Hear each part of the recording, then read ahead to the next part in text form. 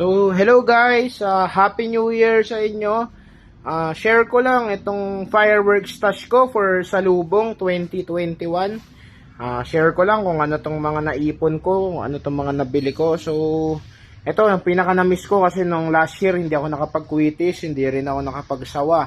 So, sa quitis meron akong Pyro Creation, meron akong Starlight, meron akong Conde, meron akong Amparo, Al Aquino Quitis Bombshell, Starlight Big at Al Aquino Big, tsaka Conde Big, no?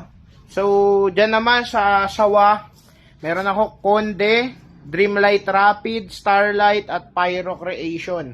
Puro tagwa 1,000 rounds lang yan. So, sa fountain yan, pinaka-favorite ko, Mount Everest by Legendary Fireworks. Taal, gawa ni Phoenix, at itong assorted ni GLK.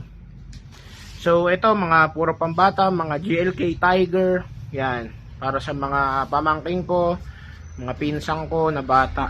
So, ito sa Lucis, yan, gawa ni Starlight, tsaka ni Yanko. Yata to, Yanko. So, yan, medyo konti ngayon yung aerial ko. Yan lang.